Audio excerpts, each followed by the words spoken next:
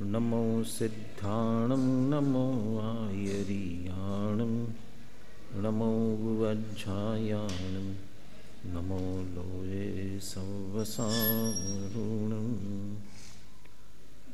ओंकारं बिन्दुसंयुक्तं नित्यं ध्यायन्ति योगिनः कामदं मोक्षदं चैव ओंकाराय नमो नमः। अविरलशब्दघनौघं प्रक्षालितसकलभूतलमलकलङ्का मुनिभिरुपासिततीर्था सरस्वती हरतु नो दुरिताम्।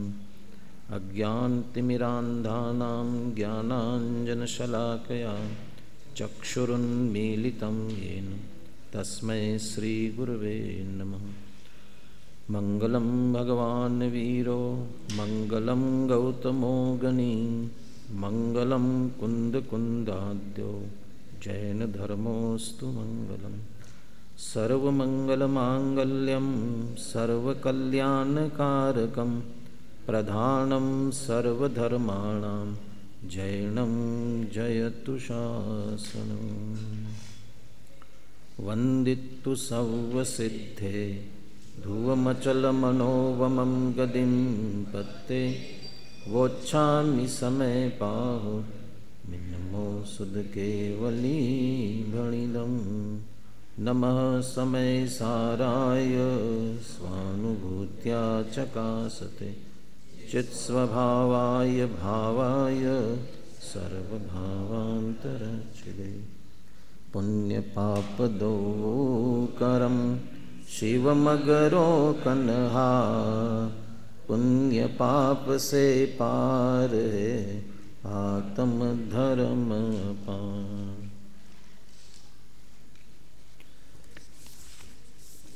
आचार्य कुंदकुंदे विरचित समय सार परमागम, इसका पुण्य पाप अधिकार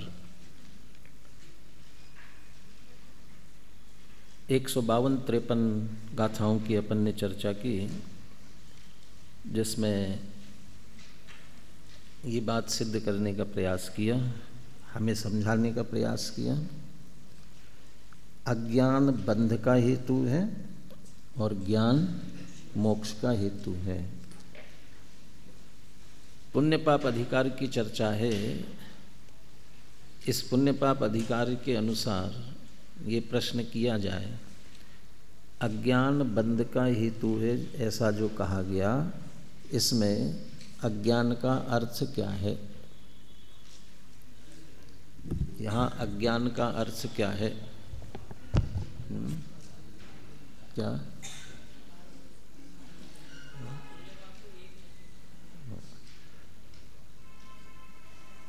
अज्ञान पूर्वक किए गए शुभाशुभ भाव, अज्ञान पूर्वक किए गए शुभाशुभ भाव। ये चूँकि अज्ञान शब्द से जोड़ा हुआ है, इसलिए अपन अज्ञान पूर्वक कह रहे हैं। वैसे सामान्य विवक्षा से, अध्यात्म की विवक्षा में तो यही कहा जाएगा, क्योंकि अध्यात्म तो यही कहता है ज्ञानी को बंध नहीं होता, ज्ञानी निराश्रव है। बल्कि ये और कहता है कि ज्ञानी के भोग भोगते हुए भी निर्जरा होती है। तो वो तो आश्रव बंध का तो निषेध करता है, इसलिए उससे तो आश्रव बंध नहीं है। लेकिन करणानियों की अपेक्षा बात करें, अज्ञान जनित पुण्य पाप ही नहीं, बल्कि सम्यक दृष्टि ज्ञानी के भी जो पुण्य पाप होंगे वे बंध के कारण ही होंगे। वो आने वाला है प्रकरण, ज्ञान धारा और कर्म धारा वाला प्रकरण अभी आएगा, दोनों एक साथ चलते हैं, जिसमें से जो कर्म धारा है उससे बंध ही होता है। और यदि जो ज्ञान धारा, चूँकि ज्ञान शब्द के 3 अर्थ किए थे, एक तो ज्ञान गुण, ज्ञान स्वभावी आत्मा, और तीसरा ज्ञान स्वभावी आत्मा का आश्रय करके प्रकट होने वाले सम्यक दर्शन ज्ञान चारित्र, तीनों रत्नत्रय, इसको भी ज्ञान कहते हैं। ये तीनों मोक्ष के कारण है। तो सम्यक दृष्टि ज्ञानी के भी आत्म स्वभाव उसका आश्रय लेकर प्रकट होने वाले रत्नत्रय ये तो मोक्ष के हेतु हैं, और इस सब को ज्ञान कहा। और उन्हें भी भूमिका अनुसार जो शुभाशुभ भाव हो रहे हैं वे तो बंध के हेतु हैं, बंद हो रहा है उन्हें भी, तो उसे हम अज्ञान की कोटि में डाल सकते हैं। लेकिन अज्ञान का अर्थ समझ लेना, वहाँ अज्ञान के भी दो अर्थ किए गए ना, एक औदयिक अज्ञान और एक क्षायोपशमिक अज्ञान। औदयिक अज्ञान और क्षायोपशमिक अज्ञान। क्षायोपशमिक अज्ञान तो चौथे गुणस्थान तक ही होता है, चौथे गुणस्थान के पहले सम्यक दृष्टि हुआ तो क्षायोपशमिक अज्ञान नहीं रहेगा, जितना क्षोपशम सम्यक ज्ञान कहलाएगा। परंतु औदयिक अज्ञान माने ज्ञानावरण का उदय, जिसके कारण से केवल ज्ञान प्रकट न हो, तो केवल ज्ञान 13वें गुणस्थान में जाके होगा। इसलिए 12वें गुणस्थान के अंत तक वो औदयिक अज्ञान बना रहता है। तो वो जो औदयिक अज्ञान, वह अज्ञान भी बंध का हेतु है। अब ये गाथा आगे के भूल जाता हूँ प्रकरण कौन से प्रकरणों में, लेकिन शायद इसमें भी हो। ज्ञान गुण का जघन्य परिणमन बंध का हेतु कहा है। ज्ञान का जघन्य परिणमन बंध का हेतु है, ऐसा कहा।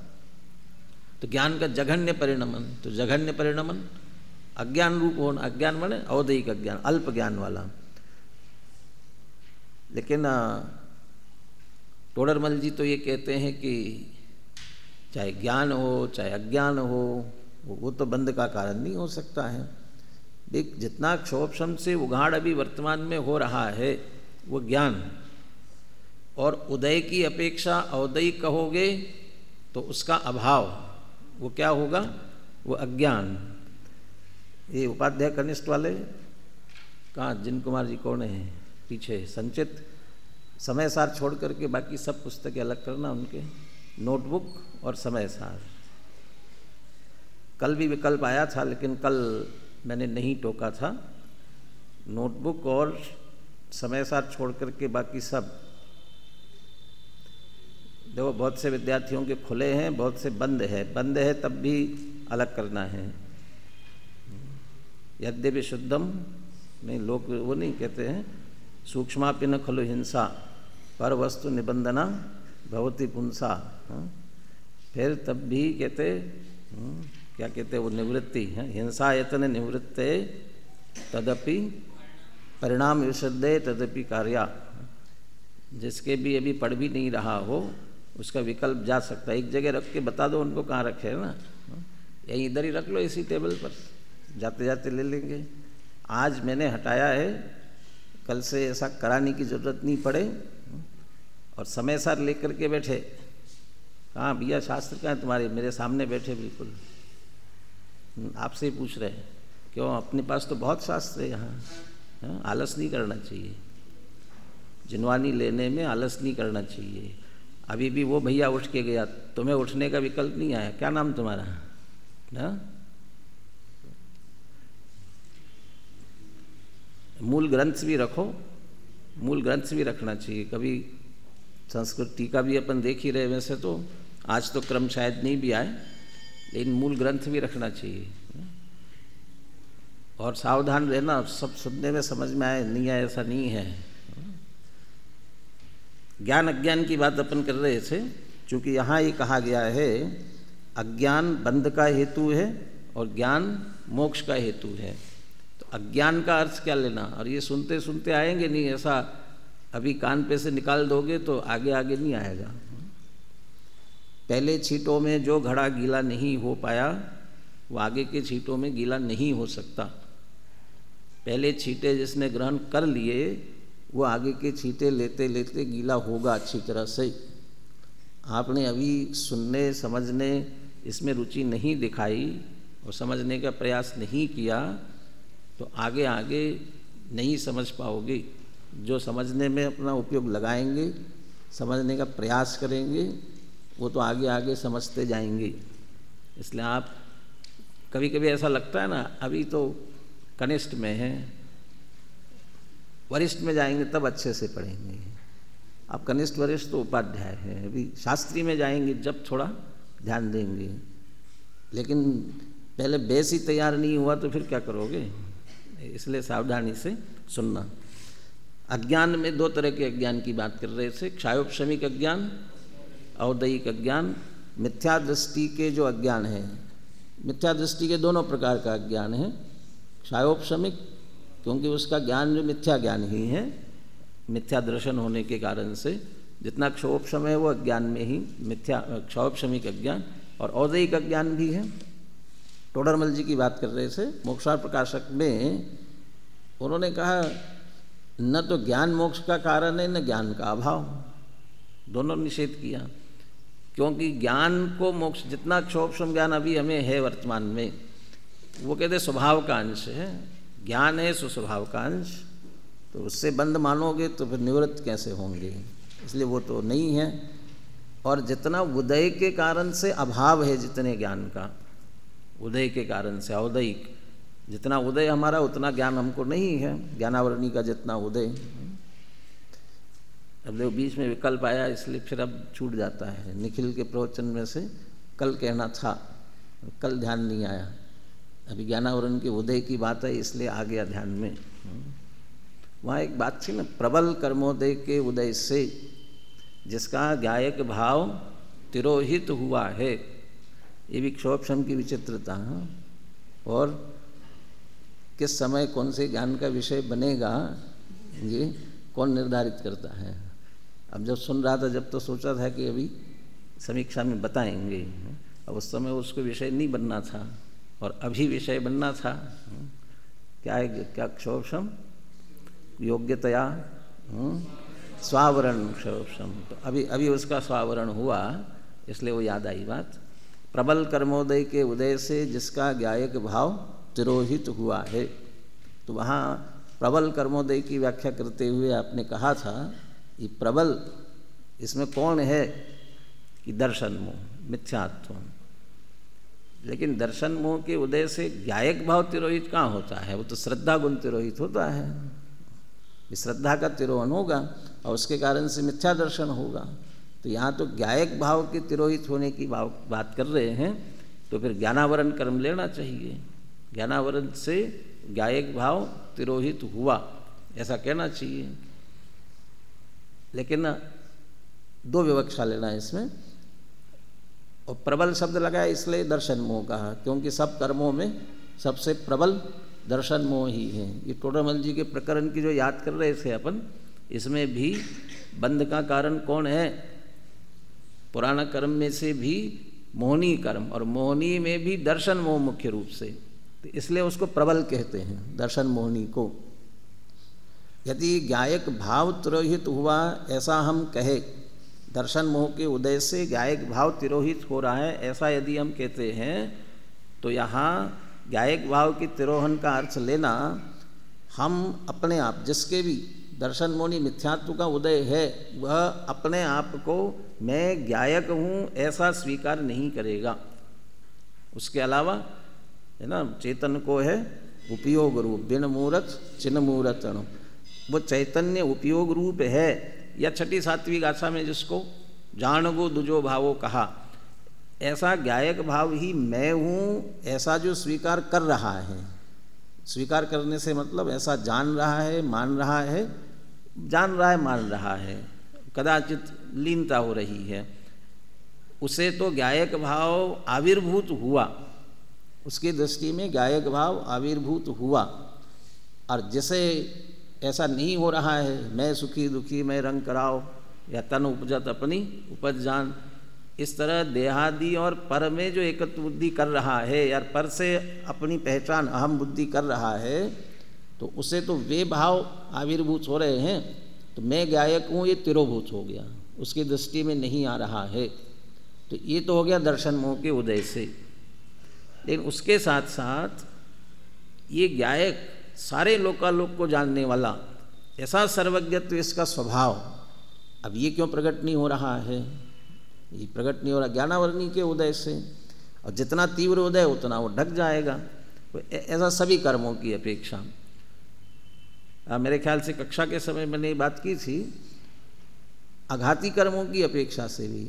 आत्मा का स्वभाव तो सूक्ष्मत्व है, आत्मा का स्वभाव तो अगुरु लघुत्व है, जो आघाती कर्मों के अभाव में प्रकट होने वाला है ना, अमूर्तिकत्व है। लेकिन ये स्वभाव भी वो तत्वत संबंधी कर्मोदय के कारण से अभी तिरोहित हो रहा है, वो व्यक्त नहीं हो रहा है, प्रकट नहीं है। प्रकट नहीं है, इसके बावजूद भी स्वभाव की अपेक्षा से अंतरंग में विद्यमान है, स्वभाव के रूप में विद्यमान है। जैसे दृष्टांत में लिया, बहुत कीचड़ के मिल जाने से ये प्रबल कर्मोदय कहा, और ऊपर प्रबल पंख, प्रबल कीचड़, बहुत सारा कीचड़ मिलने के कारण से जल की जो स्वच्छता निर्मलता है वो तिरोहित हो गई। लेकिन जब वो जल में कीचड़ मिला हुआ है उस समय भी स्वभाव दृष्टि से देखा जाए तो जल कैसा है? स्वच्छ निर्मल ही है। जो मलिनता आई है वो कीचड़ के संयोग के कारण से आई है। ऐसा जो जानता है, स्वीकार करता है, वो अपने हाथ से डाले हुए कतक फल से दोनों को पृथक पृथक कर लेता है। अब यहाँ पर ऐसा ही चाहे, अब यहाँ प्रबल कर्मोदय में दर्शन मोह के उदय से स्वभाव ज्ञायक रूप होने पर भी दृष्टि में नहीं आता। वो तो अपने को देह रूप मानता है, रागी द्वेषी मानता है, कर्म वाला मानता है। ये हो गया तिरोहित, उसकी दृष्टि में तिरोहित हो गया। और बाकी कर्मों की अपेक्षा जो अपना मूल स्वभाव था वह स्वभाव व्यक्त नहीं हुआ, वो तिरोहित हो गया। यद्यपि तिरोहित हुआ है, नष्ट नहीं हुआ। एक बात कहा कही थी निखिल जी ने, अब हमें तो ध्यान से सुनना पड़ती है क्योंकि समीक्षा करनी है। हाँ? छात्र का प्रवचन भी हम ध्यान से सुनते हैं। हाँ? अब आप लोग पकड़ते हो कि नहीं पकड़ते हो पता नहीं। हाँ? वो स्वभाव, वो जल की निर्मलता है ना, वो उत्पन्न नहीं करना है, नहीं बनानी नहीं है। जल को निर्मल ये भले ही करना कहा जाता है, वास्तव में करना कहाँ है? वो स्वभाव से निर्मल है, वो निर्मलता उत्पन्न नहीं करनी है, सिर्फ कीचड़ के संयोग से तिरोहित हुई है, उसे आविर्भूत करना है। ढक गई है, ढकी हुई है, और कतक फल से उसको अलग करना है। वो ऐसे ही 8 कर्मों के उदय से जो अंतरंग में आत्म स्वभाव है वह स्वभाव तिरोहित हुआ है। अब वो स्वभाव को उत्पन्न नहीं करना है। इसलिए मैं भगवान हूँ, मुझे भगवान बनना नहीं है। और इसलिए बहुत बार इन शब्दों का प्रयोग करते हैं, मैं बना बनाया भगवान हूँ। वो अरहंत और सिद्ध भगवान तो वो बने हुए भगवान हैं, और मैं बना बनाया, मुझे बनना नहीं है, कोई बना नहीं सकता। वो स्वभाव रूप जो है अंतर है, अब वो तिरोहित हो रहा है। और उसे अभी जब तिरोहित हो रहा है उसी समय शुद्ध नय से जानना है। कर्म और आत्मा के भेद को जो शुद्ध नय से जानता है, और पहले जो अलग करेगा ना, आविर्भूत जो होगा ना, वो दृष्टि में होगा। इसलिए प्रबल में जो दर्शन मोह लेने का तात्पर्य क्यों आएगा इसमें? क्योंकि सबसे पहले जो वह आविर्भाव होगा वो दृष्टि में होगा। वास्तव में परिपूर्ण शुद्ध निखर के नहीं आने वाला है, सिर्फ दृष्टि में आएगा। पुरस्कार शब्द का प्रयोग भी किया, पुरस्कार, उसके भी 2 अर्थ किए उसमें। एक अपने पुरुषार्थ से, और दूसरा वो जल, इतना जल में भी उदाहरण में भी लिया और सिद्धांत में भी लिया पुरस्कार शब्द का प्रयोग। जल को इतना स्वच्छ किया कि उसमें अपना आकार, अपना प्रतिबिंब, पुरुष का आकार वो उसमें दिखाई देने लगा।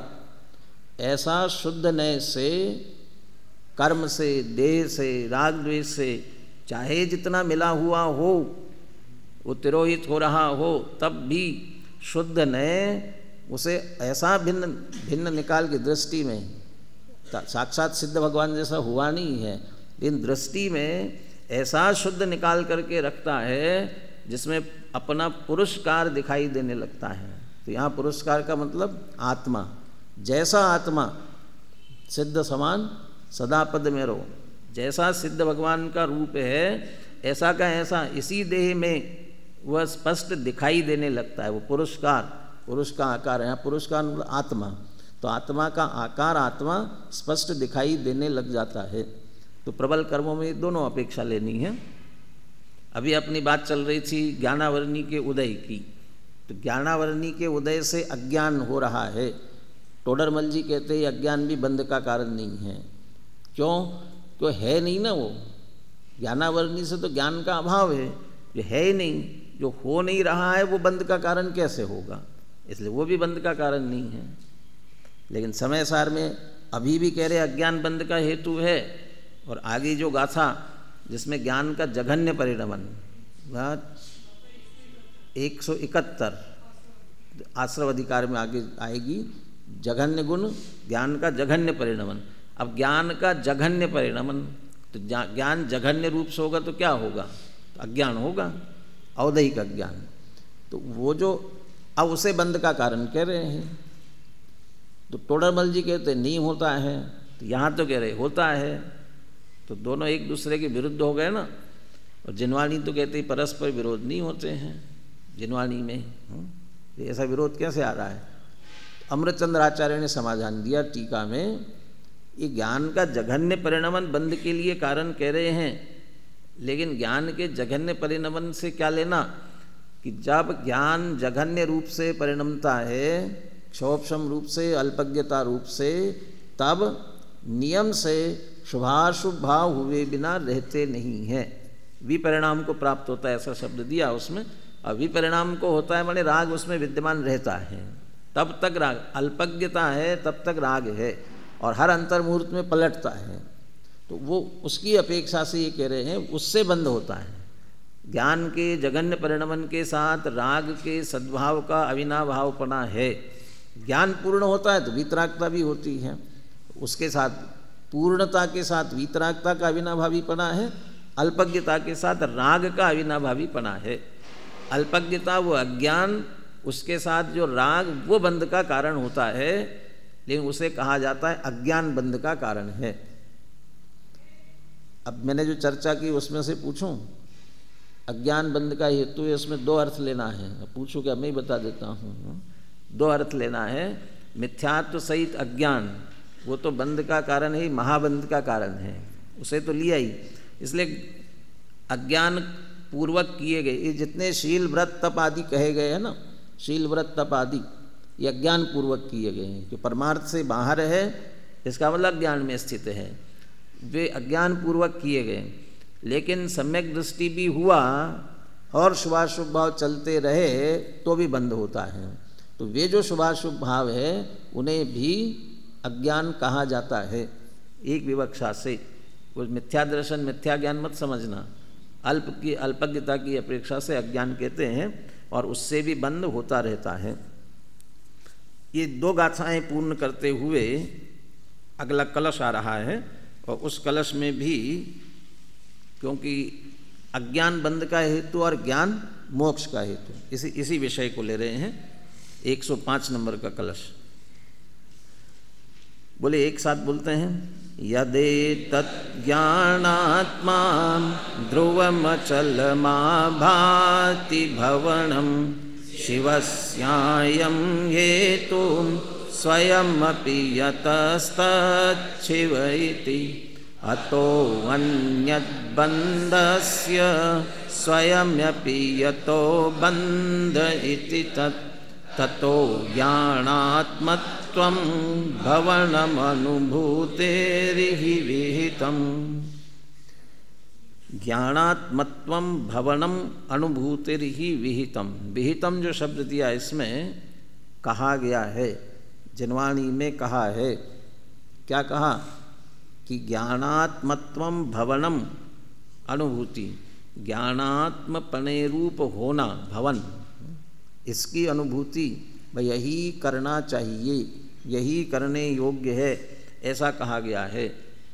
तो ज्ञानात्मत्व, मैं ज्ञानात्म रूप ही हूँ, ज्ञान स्वरूप ही हूँ, जानन जानन मात्र ही मेरा स्वभाव है, इसके अतिरिक्त और कुछ भी मेरा स्वभाव नहीं है। ऐसा भवनम, भवन, भवन शब्द के दो अर्थ होते हैं ना, एक तो भुवन, ये टोडरमल स्मारक भवन, और एक भवन, यहाँ जो भवन का अर्थ लिया होना, भू धातु से भवनम, होने के अर्थ में। भवन का अर्थ किया जाए तो भी जो आत्मा का घर है वो किससे बना हुआ है? ज्ञान से बना हुआ है। ज्ञान शरीरी त्रिविध कर्ममल, तो सिद्ध भगवान का बना हुआ है, हमारा कहाँ है? तो हम भी तो स्वभाव से सिद्ध, आत्मा तो स्वभाव से सिद्ध जैसा ही है, इसलिए हमारा भवन भी ज्ञान से बना हुआ है। जो विज्ञान घन स्वभावी कहते हैं ना, विज्ञान घन, और यदि उसमें 3 विवक्षा ले ली, चौथी विवक्षा और लगा लो, स्वचतुष्टय, जिसमें द्रव्य, क्षेत्र, काल, भाव, ये चारों के चारों आत्मा के, जैसे कोई भवन खड़ा किया जाए तो 4 दीवारें होती है, ऐसे आत्मा की चारों दीवारें कैसे बनी है? भवन से बनी है, ज्ञान से बनी हुई है, ज्ञानात्मक भवन है। अपने भवन, टोडरमल स्मारक भवन, इसके निर्माता कौन है? किसने बनाया इसको मालूम है? किसने बनाया?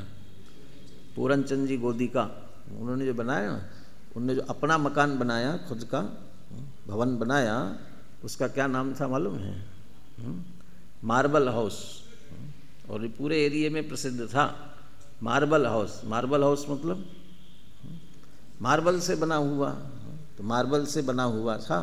और उस समय यहाँ पूरे इस खेत बाबू नगर समझ लो, मार्बल का नहीं था किसी का, इसलिए मार्बल हाउस नाम रखा।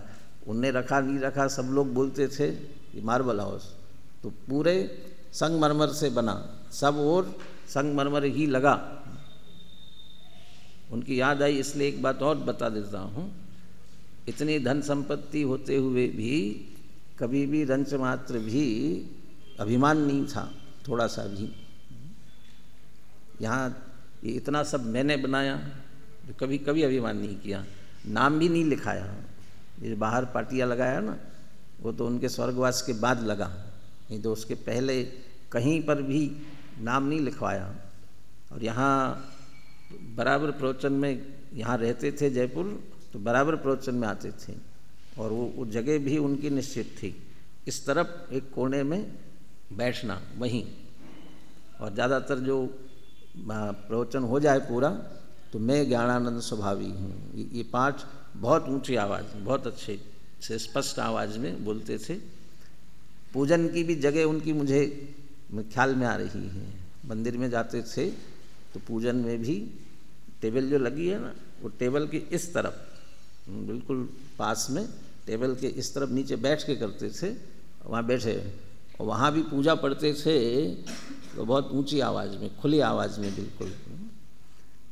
और मेरा भी मानता समझ लीजिए, अब इसके वो जो अपना इतना बढ़िया मकान बनाया मार्बल हाउस, उसके सबसे अंतर प्रवेश करते ही सबसे पहले पाटिये पे खुदवाया था। क्या खुदवाया था? धन कन कंचन राज सुख सब ही सुलभ कर जान, दुर्लभ है संसार में एक जतारथ ज्ञान। ये धन कन कंचन ये सब सुलभ है, ये मिला, लेकिन यथार्थ ज्ञान दुर्लभ है। अब उनके सुपुत्र जो अपने अध्यक्ष है सुशील कुमार जी, अब समय के मांग के अनुसार वो मिटा करके उन्होंने मल्टी स्टोरी वहाँ बना ली। उस समय आसपास के लोग भी कहते थे कि एक यहाँ इस क्षेत्र की एक पहचान थी, वो चली गई, लेकिन मिटा के बनाने के बाद भी उसका नाम उन्होंने मार्बल हाउस ही रखा है। शब्द बदल दिए थोड़ा सा, लेकिन मार्बल हाउस ही रखा। और ऊपर जो अपने लिए मंजिल रखी उसमें तो ये सभी जितने मार्बल निकले हुए थे ना, संगमरमर, तो बहुत वही भले पुराना जैसा भी है, लेकिन उसी को लगाया, बहुत सा उपयोग किया। और वो जो पाटियाँ था, वो पाटियाँ भी उन्होंने भी अपने उस फ्लैट के प्रवेश द्वार पे वो पाटियाँ वहाँ लगाया हुआ है अभी भी। इतनी चर्चा इसलिए की कि मार्बल से बना, इसलिए मार्बल हाउस। और हमारा आत्मा कैसे बना है? ज्ञानात्मत्वम भवनम, ज्ञान से बना हुआ भवन। कहीं उसमें पूजन की पंक्तियों में आता है कहीं से, चिन्मय चिन्मय विज्ञान भवन अधिपति लोकालोक प्रकाशक हो, कैवल्य किरण से ज्योतित प्रभुतम महामोहतम, सिमंदर भगवान की पूजन में चिन्मय विज्ञान भवन अधिपति।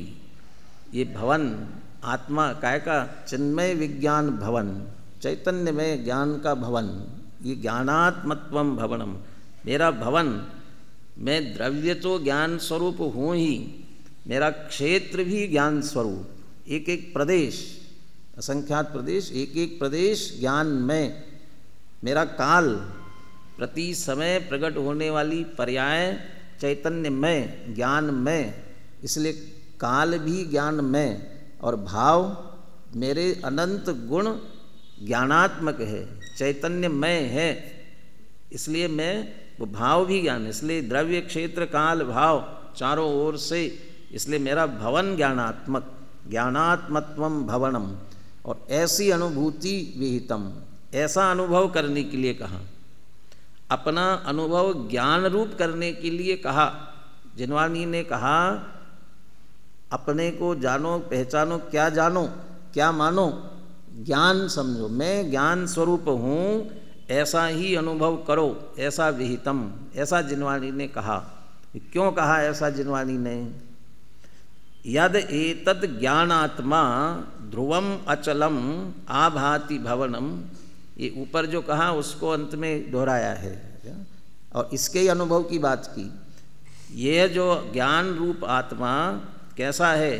ध्रुव है, अचल है, और ऐसा ही जिसका भवन होना है, ज्ञान स्वरूपी जिसका होना, और वो ध्रुव है और अचल है। ध्रुव और अचल, वैसे तो सिद्ध भगवान के लिए याद किया पहली गाथा में, वंदित तो सर्व सिद्धे ध्रुवम अचल अनुभवम गदिम पते। ध्रुव और अचल दो विशेषण लिए, अचल से क्या लिया और ध्रुव से क्या लिया?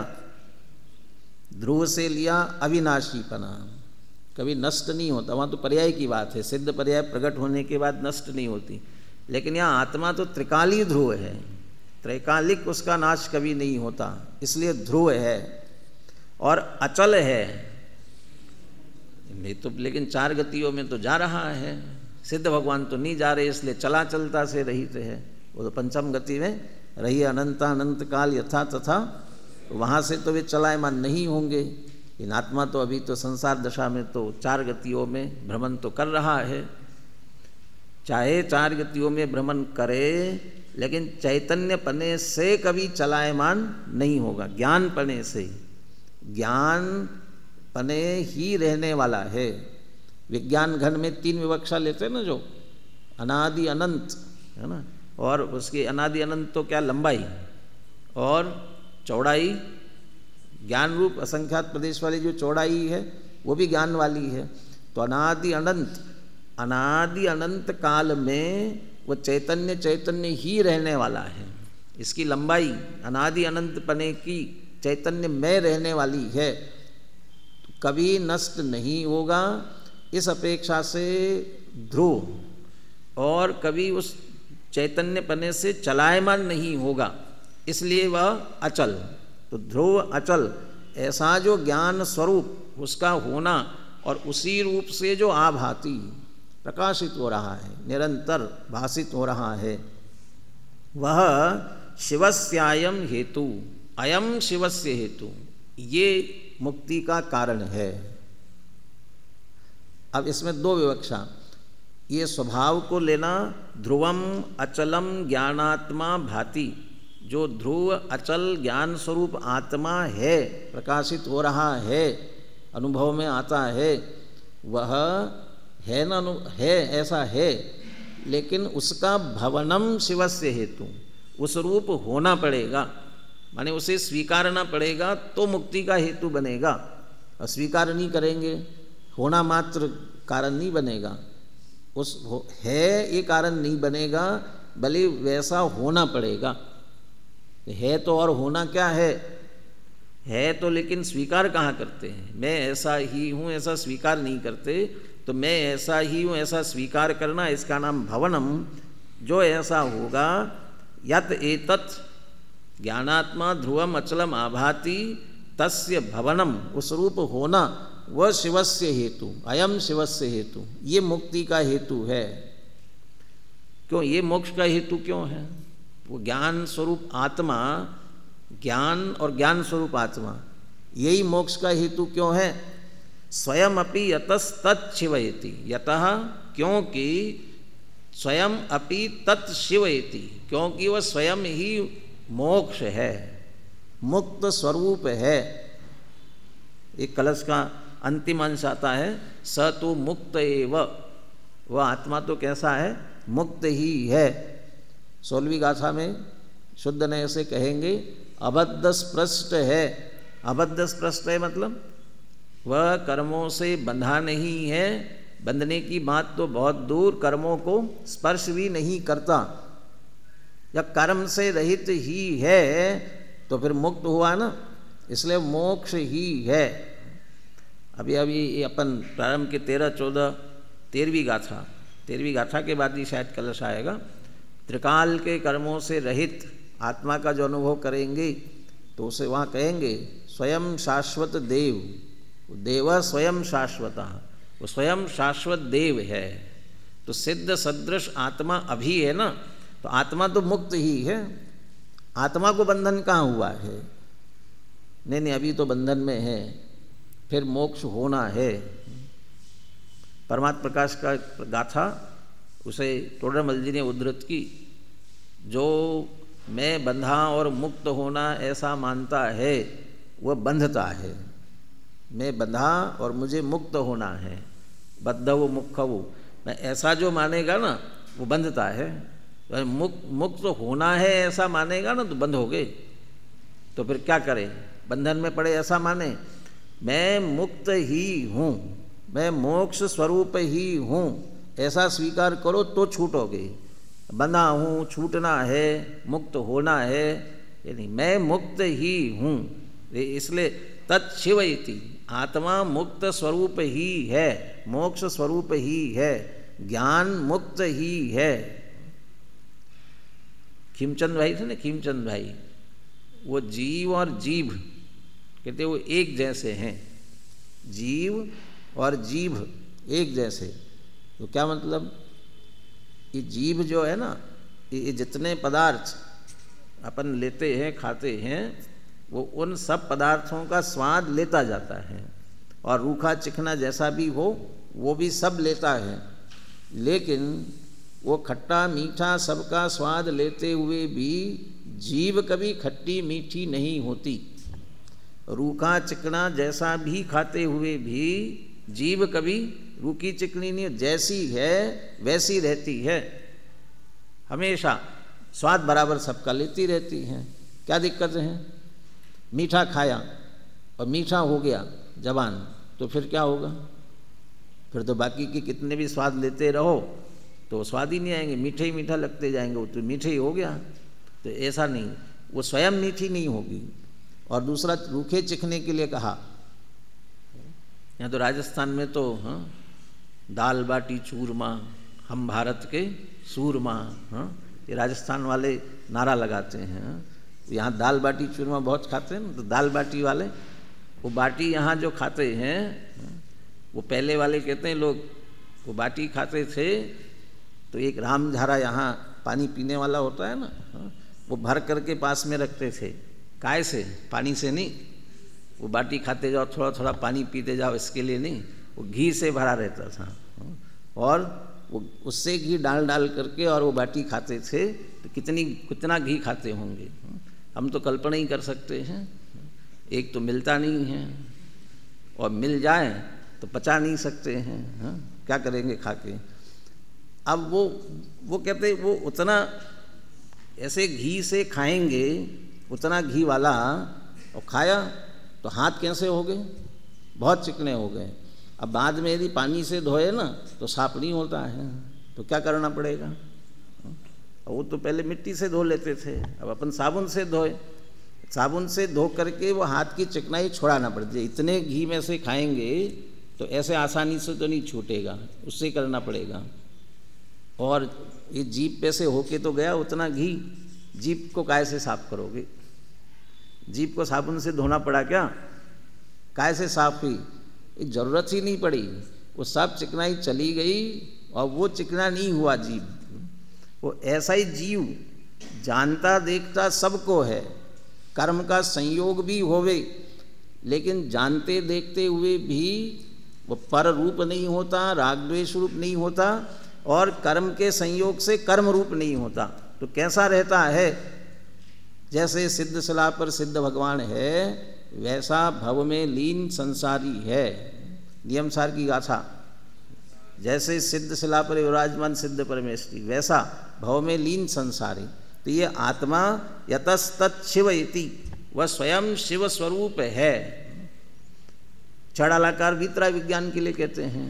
वीतराग विज्ञान है तीन भुवन में सार, वीतराग विज्ञानता शिव स्वरूप शिवकार, नवहु त्रियो समारिके। वो वीतराग विज्ञान के लिए कह रहे। तो वीतराग विज्ञान को हम यहाँ ज्ञान कहे, भवनम, वो ज्ञान का होना, वही तो वीतराग विज्ञान है। सम्यक दर्शन ज्ञान चारित्र वीतराग विज्ञान रूप होना, वह शिव स्वरूप है और शिवकार। ऐसे यहाँ आत्मा स्वयं शिव स्वरूप है और शिवकार, मंगलमय मंगलकरण। मंगलकरण वही हो सकता है जो स्वयं मंगल हो, वही तो मंगल करण होगा। मंगल कौन करेगा? जो स्वयं मंगलमय होगा। अमंगलमय होगा, मंगल कैसे करेगा? मुक्त स्वरूप होगा तो मोक्ष का कारण बनेगा। तो आत्मा मुक्त स्वरूप है, इसलिए मुक्ति का कारण बनता है। हर चीज को पानी से स्वच्छ क्यों करते हो? पानी को स्वच्छ क्यों पानी से क्यों करते हो? क्योंकि पानी स्वच्छ है, इसलिए दूसरों को भी स्वच्छ करता है। जल स्वभाव मल छीन, जल का स्वभाव स्वयं निर्मल है और दूसरों को भी निर्मल करने वाला। जल का स्वभाव निर्मल तो दूसरे वस्तुओं को भी निर्मल कर देता है। ऐसे आत्मा स्वयं शिव स्वरूप, इसलिए शिवस्यायम हेतु, इसलिए वह शिव का मुक्ति का कारण है। बस निषेध परक बात में इतना सा कह देते हैं, अतो अन्यत बंधस्य हेतु, हेतु लगा लेना, बाकी सब जो है वो बंध का हेतु है। अतो अन्यत बंधस्य हेतु, इसके अलावा जो कुछ भी बंध का हेतु है, बंध का कारण है। ये क्यों? स्वयं अपि यतो बंध इति, क्योंकि वह बंध स्वरूप है। ज्ञान स्वरूप आत्मा और मैं ज्ञान स्वरूप हूँ ऐसा स्वीकार करने वाली परिणति, ये मुक्त है और मोक्ष का कारण है। अब इसके अतिरिक्त कौन? इसके अतिरिक्त बाकी देह आदि तो भिन्न है, लेकिन वह देह आदि भिन्न है, लेकिन वह देह जीव के साथ बंधन में है, तो बंध स्वरूप है। और दूसरा, जब हम उसका लक्ष्य करेंगे, उसे अपना जानेंगे, उसको अपना मानेंगे, तो ये जीव भी उसके बंधन में अटक गया। वह ज्ञान का जो परिणाम है वह उससे बंध गया उसके साथ में। अज्ञान तभी तो होगा जब मैं देह हूँ, मैं राग हूँ, मैं इस तरह से मानेगा, माने उसके साथ बंधेगा। बंधा, उनमें अटका तो संसार का हेतु बनता है। इसलिए माने वो बंध का कारण इसलिए है कि बंध स्वरूप है, स्वयं बंधन में पड़ा हुआ है संसारी जीव, और उसके मैं हूँ देहादिक मानने वाली परिणति, ये स्वयं बंधन में पड़ी हुई है, बंध रूप है, इसलिए वह बंध का कारण है। अतो अन्यत बंधस्य स्वयमपि यतो बंध इति तत्, इसलिए क्या करे? ततो ज्ञानात्मत्वम भवनम अनुभूतिर्हि विहितम, इसलिए अपना अनुभवन ज्ञान स्वरूप करने के लिए जिनवाणी ने कहा। यदि मुक्त होना चाहते हैं तो अपना अनुभवन कैसा होना चाहिए? ज्ञान स्वरूप होना चाहिए। श्लोकार्थ पढ़ता हूँ, फिर कलश और पद्यानुवाद पढ़ के पूर्ण करेंगे। जो यह ज्ञान स्वरूप आत्मा ध्रुव रूप से, अचल रूप से ज्ञान स्वरूप होता हुआ, परिणमता हुआ, भासित होता है, वही मोक्ष का हेतु है, क्योंकि वह स्वयमेव मोक्ष स्वरूप है। इसके अतिरिक्त अन्य जो कुछ भी है वह बंध का हेतु है, क्योंकि वह स्वयमेव बंध स्वरूप है। इसलिए आगम में ज्ञान स्वरूप होने का, ज्ञान स्वरूप परिणमित होने का अर्थात आत्मा की अनुभूति करने का ही विधान है। कौन सा विधान करना? पंचपरमेष्टि विधान करना, शांति विधान करना, कौन सा? ये विधान करने का विधान जिनवाणी में है। बोलिए श्लोक और पद्यानुवाद। यदेतत् ज्ञानात्मा ध्रुवमचलमा भाति भवनं शिवस्यायं हेतु स्वयमपि यतस्तच्छिव इति अतो अन्यद्बन्धस्य स्वयमपि यतो बन्ध इति ततो ज्ञानात्मत्वं भवनमनुभूतेर्हि विहितम्। पद्यानुवाद बोलिए।